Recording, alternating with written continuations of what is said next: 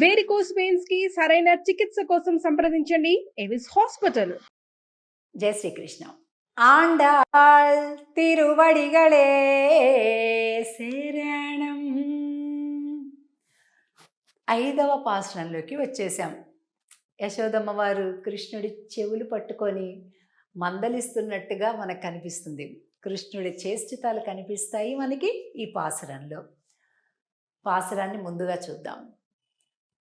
మాయనై మన్ను వడమధుரை మైందனை தூய பெருநீர் யமுனை துறைவனை ஆயர் குலத்தினில் தோன்றும் மணிவிளக்கை தாயை குடல் விளக்கம் செய்த தாமோதரனை தூயோமாய் வந்து நாம் தூமலர் தூவித்தொழுது வாயினால் பாடி மனத்தினால் சிந்திக்கா போய பிழையும் புகுதருவா நின்றனவும் தீயினில் தூசாகும் செப்பு ఏలోరెంబావాయ్.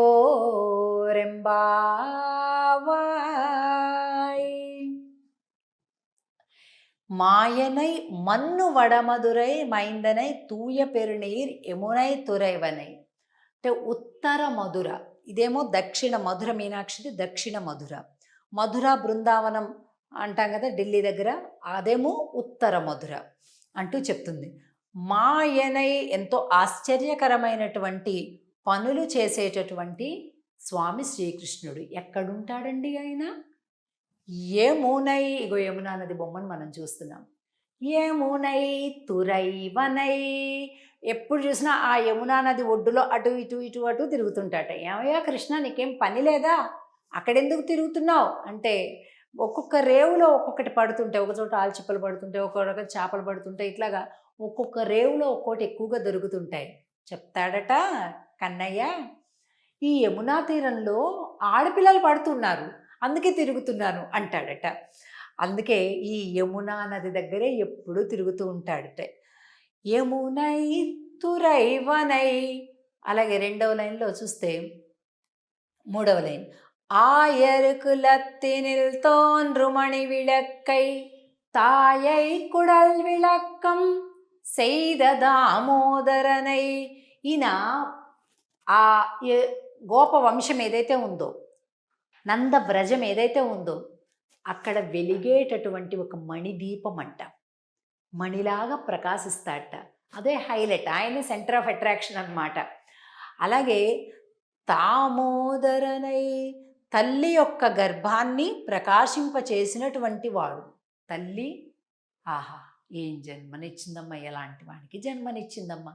ఆమె గర్భం, ఆమె కడుపు చల్లగా ఉండాలి, ఆమె కడుపు పంటనే కదా ఈ కర్ణయ్య అని ఆ యశోదమ్మని అందరూ కీర్తిస్తున్నారట.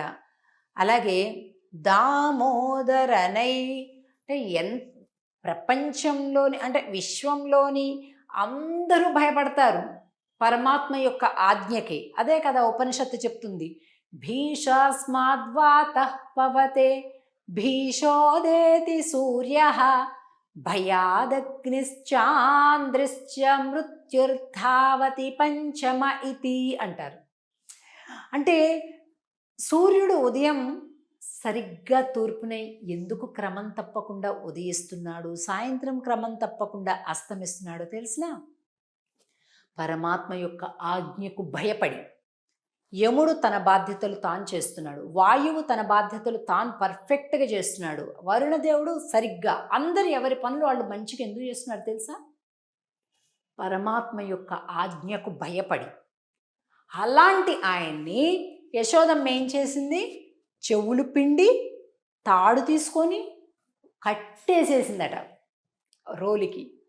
అందుకే దామోదరుడు అని పేరు పరమాత్మకి. దామము అంటే తాడు. ఆ తాడుని ఇలా పొట్టకు కట్టి రోలుకి కట్టేసింది. దామోదరనై అనేటటువంటి పదంతో ఇగోండి యమలార్జున భంజనం. ఈ బొమ్మలో మనం ఇవన్నీ చూడొచ్చు ఈరోజు. దామోదరుడిగా స్వామి రోలుకి కట్టేస్తే ఆ మద్ది చెట్లలోంచి వెళ్ళిపోతే ఇదిగోండి ఇక్కడ దేవతలకు శాప విమోచనం జరగడం. అలాగే ఇదిగో అమ్మ యశోదమ్మ ఎలాగ కట్టేసి దండిస్తుందో ఇది కూడా మనం చూడొచ్చు ఇక్కడ. అలాగే తూయోమాయ్ వందునాం తూమలర్ తూవిత్తొజుదు, ఇక్కడ అర్చా విగ్రహ స్వరూపంలోని పరమాత్మను మనం ఎలా ప్రార్థించాలి, ఎలా పూజించే విధానం. తూమలర్ తూవిత్తొజుదు, ఇగో ఇక్కడ ఏనుగులు తామర పుష్పాలను ఇలా తీసేసి ఇలాగా మనకి విసిరి విసిరి కొడుతున్నట్టుగా. అంటే ఈ బొమ్మలో ఏనుగులు తామర పుష్పాలను విసిరేస్తున్నట్టుగా ఉంది. ఏమండి ఇలా చేస్తే కూడా పుణ్యం వస్తుందంటే, ఓ తప్పకుండా వస్తుంది అని చెప్తుందా అంటాడు. అంటే మాకు భక్తి ఉన్నా లేకపోయినా కాసేపు ఓం కృష్ణాయ నమః, ఓం ప్రకృత్యై నమః, ఓం వికృత్యై నమః, విశుద్ధాయ నమః, ఎక్కడో ఉంది బుర్ర, కానీ ఇలా చేసాం. అది కూడా మంచిదేనా అండి అంటే మంచిదే అని చెప్తుంది ఆండాళ్ తల్లి. తూమలర్ తూవిత్తొజుదు, ఎందుకు తూయోమాయ్ వందోం, పరిశుద్ధులుగా వచ్చాం. లోపల చాలా ప్రేమ ఉంది కానీ పద్ధతి తెలియదు. చూసారా, అంటే మానసికమైనటువంటి ప్రేమ పరమాత్మ పైన ఇది చాలా ముఖ్యమని చెప్తుంది. ప్రేమ అనేది లేకుండా నువ్వు రత్నాలు పెట్టినా, బంగారాలు పెట్టినా, పెద్ద బంగారపు మండపాన్ని చేయించిన ఏం లాభం అండి? ముందు ప్రేమ ఉండాలి నీకు స్వామి పైన. ఆ రకమైనటువంటి ఒక అనుబంధం ఉండాలి పరమాత్మ పైన. అది చెప్తుంది ఈ పాసురంలో. వాయినాల్ పాడి మనత్తినాల్ సిందిక్క, నోరార పాడతాం, మనసారా ధ్యానిస్తాం, పుష్పాలు స్వామిపైకి విసిరేస్తాం. అంటే మాకు పద్ధతి తెలియదు పూర్తిగా అని చెప్తుంది. మనందరికి కూడా అంతే కదండి. మనకి వాళ్ళు అన్ని ఆగమ శాస్త్రాలు వచ్చి, వేద మంత్రాలు వచ్చి అలా చేస్తామా పూజ? చెయ్యం.